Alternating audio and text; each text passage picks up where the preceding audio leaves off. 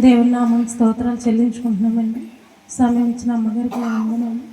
అలాగే కూడా అమ్మగారు పిల్లలు అలాగే పాస్టర్ గారు కూడా నా వందనాలండి. కూడి ఉన్న సంఘ బిడ్డలందరికీ నా వందనాలు.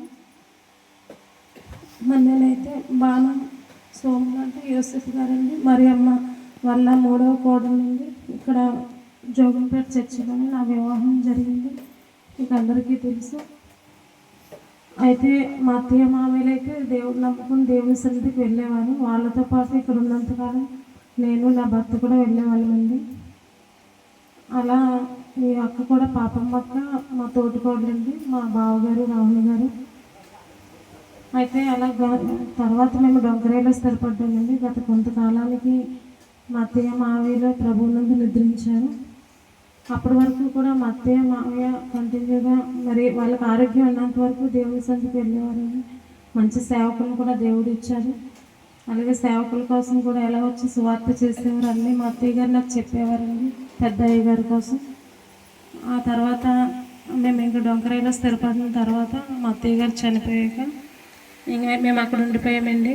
అయితే అప్పటి వరకు మా పెద్ద బావగారు అక్క కూడా అప్పుడప్పుడు వెళ్తూ ఉండేవారు. తర్వాత నుండి ఇంకా మరి ఎలా ఉందో మాకు తెలియదు, కానీ అత్తయ్య గారు అయితే నిద్రించిన తర్వాత పాపమ్మ అక్క బావగారు దేవుని సన్నిధికి వెళ్ళేవారండి.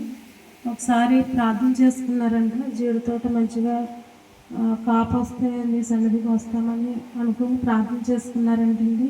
అప్పుడు మంచి దిగుబడి వచ్చి పంట బాగా జీడి పిక్కలు బాగా వచ్చినాయి అంటండి. అప్పటి నుండి దేవుని కార్యం చూసి దేవుని విశ్వాసం నుంచి మరి మా బావగారు అక్క కూడా దేవుని సన్నిధికి కంటిన్యూగా వెళ్ళేవారు.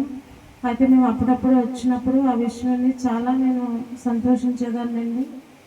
వాళ్ళు భార్యాభర్తలు చక్కగా బండి మీద వెళ్ళిపోతున్నారు, మన ఫ్యామిలీ అంతా కూడా అలా ఉంటే బాగుండేది అని నేను హ్యాపీగా ఫీల్ అయ్యేదాన్ని.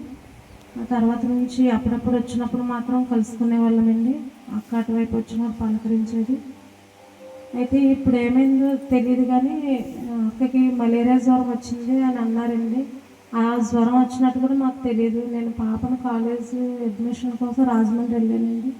నా భర్తకి మలేరియా టైఫాయిడ్ జ్వరం ఇంట్లోనే ఉన్నారు. అయితే అక్కడికి వెళ్ళే ఉదయాన్నే తెల్లవారుజామున 5:30కి ఫోన్ వచ్చిందండి. ఇలాగా పాపమ్మకు నిద్రించారంటే అక్కడికి వెళ్ళాలని మా వాళ్ళు ఫోన్ చేయగానే ఇంక నేను రాజమండ్రి నుండి ఇటు వచ్చేసానండి. అది అసలు తట్టుకోలేని విషయము. ఆమె చిన్న వయసులోనే మరి ప్రభువులను నిద్రించారు. అది దేవుని చిత్తమని నేనైతే నమ్ముచున్నాను. ఎందుకంటే దేవుడు పిలుపు వచ్చినప్పుడు ప్రతి ఒక్కరూ వెళ్ళాల్సిందే. కీడు చూడకుండా నీతి మధ్యలో కొనుక్కోబడుచున్నారని దేవుని వాక్యం సెలవిస్తుంది. మరి ఇంకా ఈ లోకంలో ఎన్నో శ్రమలు శోధనలు బ్రతుకున్న మనం అనుభవించాల్సింది.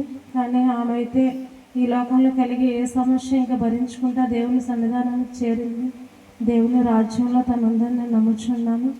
అలాగే బిడ్డలు కూడా నిరీక్షణ కలిగి ఉండేలాగా, వారికి ధైర్యం ఉండేలాగా ప్రార్థన చేయండి. మరి మా బావగారు అయితే ఎంతో కుమిలిపోతున్నారు ఒంటరిగా ఉన్నప్పుడు.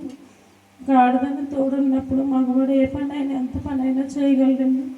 ఎంతవరకు తన ఆలోచన చెప్పి తోడుండి ప్రతి వ్యవసాయమైనా ఏ పనైనా తనకు తోడుగా ఉండేది. ఇప్పుడు ఆలోచన చెప్పడానికి తను లేదు.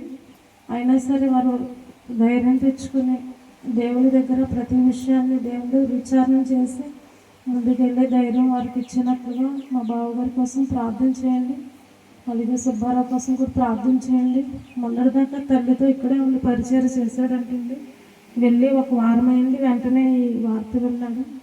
ఆ బిడ్డ కూడా మొన్నటి వరకు ఒంట్లో బాగాలేదండి, హాస్పిటల్లోనే ఉన్నాడు. తనకి దేవుడు మంచి ఆరోగ్యం ఇచ్చేలాగా, అలాగే తన తల్లి దేవుని రాజ్యంలో ఉంది, దేవుని దగ్గర సంతోషంగా ఉంది, నేను నమ్మి విశ్వాసంతో దేవుళ్ళో ముందుకు కొనసాగి తన పనులను తను చూసుకునేటట్లుగా తన కొరకు ప్రార్థన చేయండి. అలాగే కుమారి వెంకటలక్ష్మిని కూడా జ్ఞాపకం చేసుకోండి. బాధ ఏంటంటే వాళ్ళ ముగ్గురికి కూడా వివాహాలు జరగలేదండి. తల్లి ఉంటే ఎంత కష్టమైనా ఎక్కడికి వెళ్ళాలన్నా ఒక కష్టపడి చేసే కార్యక్రమాలు అవి. మరి ఒక్కరితోనైతే అది చాలా కష్టం. వాళ్ళ ఇద్దరి విషయాల్లో కూడా దేవుడు వాళ్ళు మంచి దారికి నడిపించేలాగా వాళ్ళ భవిష్యత్తు కొరకు ప్రార్థన చేయండి. వాళ్ళకి దేవుడి చిత్తానుసారంగా దేవుని సన్నిధిలో పరిశుద్ధ వివాహాలు ముగ్గురికి జరిగి వాళ్ళు ఒక ఇంటి వారే వారి కుటుంబాలతో సంతోషించే సమయం దేవుడు ఇచ్చినట్లుగా వారి కొరకు ప్రార్థన చేయండి. వారు దేవుని దయంలో ఆదరణ పొందుకొని దేవుని వాక్యాన్ని బట్టి ధైర్యం తెచ్చుకొని ముందుకు వెళ్ళేలాగా వారి కొరకు ప్రార్థన చేయమని ప్రార్థన సాయం కోరుకుంటున్నాను. మరి మంచి సంఘాలు దేవుడు వాళ్ళకి ఇచ్చారు. మరి మా అక్క చర్చికి ప్రార్థనకు వెళ్ళలేని రోజు అమ్మగారు వెంటనే ఫోన్ చేసి ఎందుకు రాలేదమ్మా అని అడిగేవారు అంటండి. అంతగా పట్టించుకుని మంచి సేవకుల కుటుంబాన్ని దేవుడు ఇచ్చారండి. మరి వాళ్ళ ఆదరణ కూడా ఎప్పుడూ వారికి ఉంటుందని నేను నమ్ముతూ ఉన్నాను. వారి ప్రార్థనా సహాయం కూడా వాళ్ళకి ఎంతో అవసరమైంది. అలాగే సంఘ బిడ్డలందరూ కూడా వారి కుటుంబం కొరకు ప్రార్థన చేయండి. అలాగే వారు మళ్ళీ ఎవరి డ్యూటీలకు వాళ్ళు వెళ్తారండి. ఒంటరిగా ఉంటారు, కృంగిపోకుండా ధైర్యంతో ముందుకెళ్ళి వాళ్ళు ఎక్కడున్నా మరి దేవుని సన్నిధిలో ఎదిగినట్లుగా వారి కొరకు ప్రార్థన చేయమని ప్రార్థన సహాయం కోరుకుంటూ ఈ చిన్న సాక్ష్యం దేవుడు దీవించును. ఆమె